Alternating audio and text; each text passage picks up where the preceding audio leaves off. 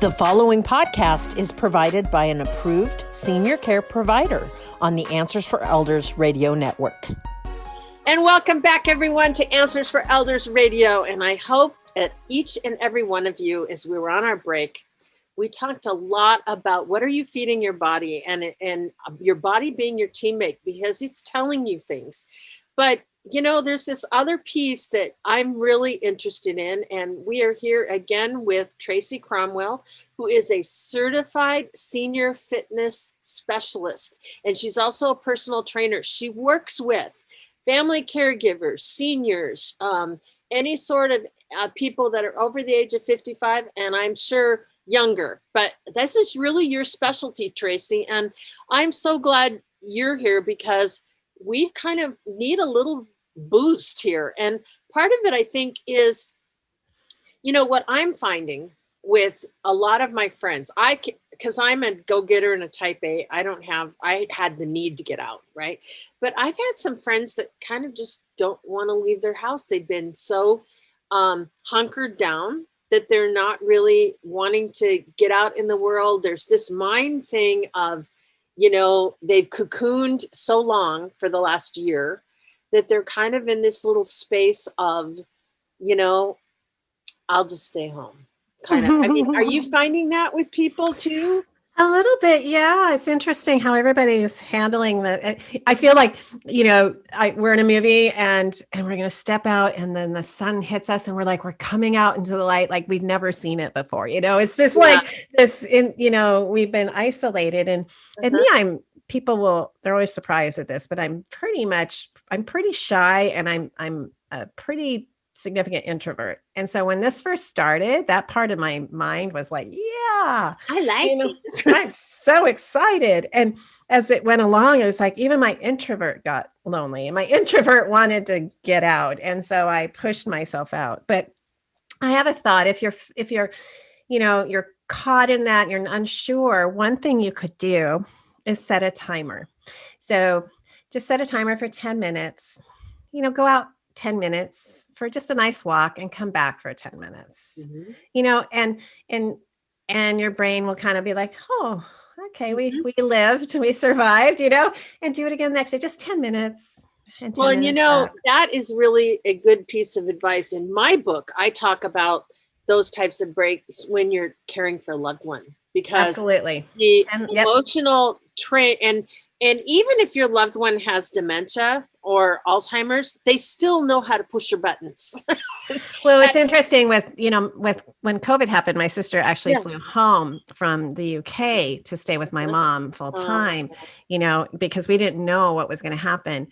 And it was really hard on her. She's actually flying back tomorrow to the UK, and we as a family combined ourselves around my mom, but it was hard for her to remember that she needed to get outside. She needed to go somewhere. She needed to be somewhere. And so as a carer, you know, it's so important. Get outside, take a walk. It doesn't have to be a walk to burn calories. It can be a walk for your mind to relax and it's also just, you know, in my Tony Robbins training, we talk about a pattern interrupt. It's like a record that keeps, you know, moving around, and the grooves are in the record, but if there gets a scratch in that record, then all of a sudden, you know, I'm dating myself. We're talking about record albums, but still the point is that our brains are so trained to think in a certain pattern that obviously that pattern, it's like, if you're feeling anxiety, you grab food. A lot of people are emotional eaters. A lot of them. Yeah. And so those are things. So in the break, you know, I asked each and every one of our listeners to talk about, or to think about, what are you telling your body? Yes. And what are the things that you're doing every day? Even, you know, making these unconscious choices, I think a lot of it's unconscious. Is it not, Tracy? Yeah, because number one, the brain doesn't like change. It doesn't. And its job, it thinks, oh, you're still alive. You woke up. So we're winning today. You know, as long as you're awake, it's like, we're good to go. And then you're like, no, I want to amp it up. And it's like, what?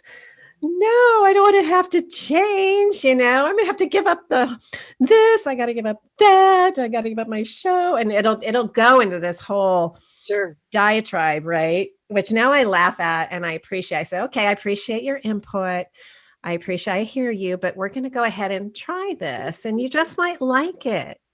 All right. Well, you're going to make me, I mean, and it's hilarious. I think about these discussions I have negotiating with both sides of my, I don't know what that show is where it had the little characters. It's an animated one. And it has depression and happiness. And it's such a cute movie. And I was like, that's in my head right now. Right.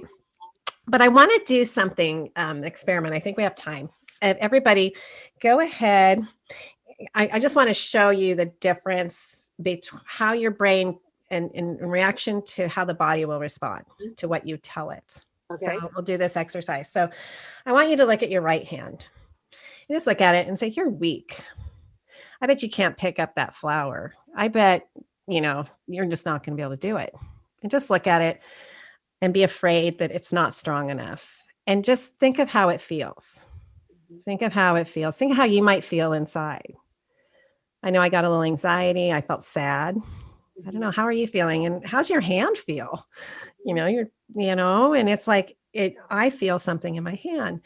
So now go ahead and look at it and say, you're awesome. You are strong.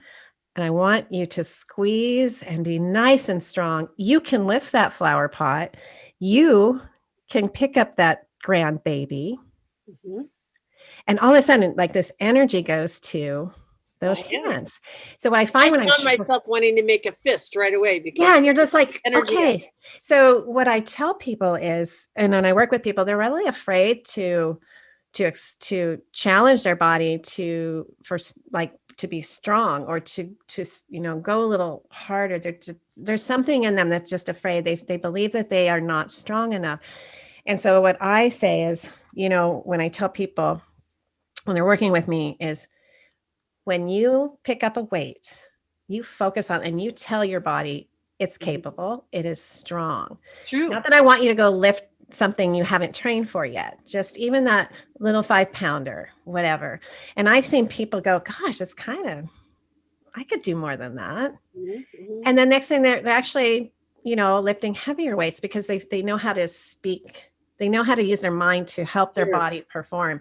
And so the same thing when you're thinking about eating something, out of habit, say, okay, well, how am I going to feel after I eat that?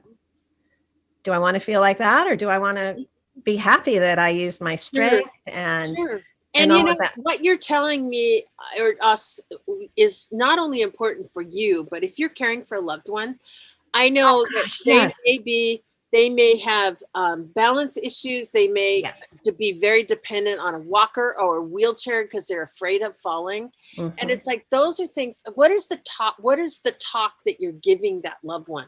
In other words, Mom, I know you can do this. I'm here as your coach and your helper to do this. So we're going to walk down the hall and back, and I'll be here with the walker. But I want you to, I know that you're capable, that you can walk this. You can do it. And that's, I think, really important that we forget about that. Yeah. And I think too, what's really important and this is my opinion, but your brain needs to know where your feet are. Yeah.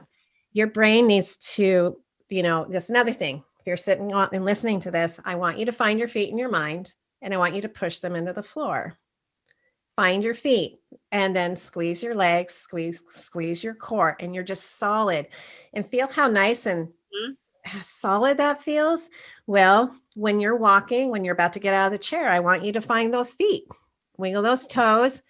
And when you get up, please do this with guidance of your caregiver, if you have one, but I want you to push really nicely through those heels and push up and keep your stomach tight and let your body help lift you. What can happen when we aren't practicing, we make the front of the legs do all the work and we try and get up on the ball of our feet. And that's very unstable feeling. But if you, scoot to the end of your chair, push those feet in. And then when you're walking, make your brain focus on where are my feet? How are they walking versus it going, are we going to fall? I think we're going to fall. If it's busy, I just have to, all I got to do is think about where my Right. That's what's going to happen. So, what you're saying really is that your mind is truly the coach of everything. You can tell it, that you're not capable, or you can do it. Like, in other words, whether you believe you can or you can't, you're right. Yes. And it's just educating. And what can happen as we age. And again, if you don't, I had a really bad knee injury from 2005, and my brain immediately basically dismissed that leg. So it automatically went ahead and started using other resources. And I had to focus so hard to say, no, this leg has to pull its weight. It has to work. And so whenever you're moving around, practice out in the kitchen, practice when you're getting up anywhere, and train your mind. And then the more you practice, the faster the signal happens. And pretty soon you're a lot more stable. Wonderful. And really practicing balance. And I know we're almost done here, but practicing keeping your balance will help you, minimize your chance of falling. And we know that, you falling is going to be one of the worst things, potential for you. And so if someone's telling you to practice your balance, I'm telling you the same. Yeah. And speaking of that, as we close out the show today, Tracy is available to work with you guys. Mm-hmm. All of our listeners, please reach out to her, and you can reach her at her website, which is tracycromwell.com. And that's CROM like Max, WELL.com.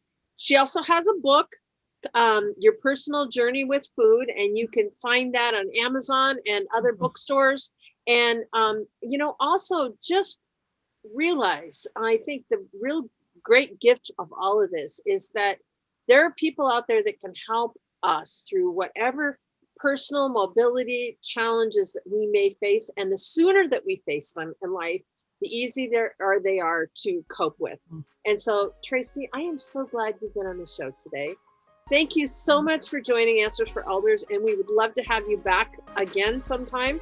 And to each and every one of you, get out and enjoy the sunshine. Get out and spend some time doing some positive self-talk.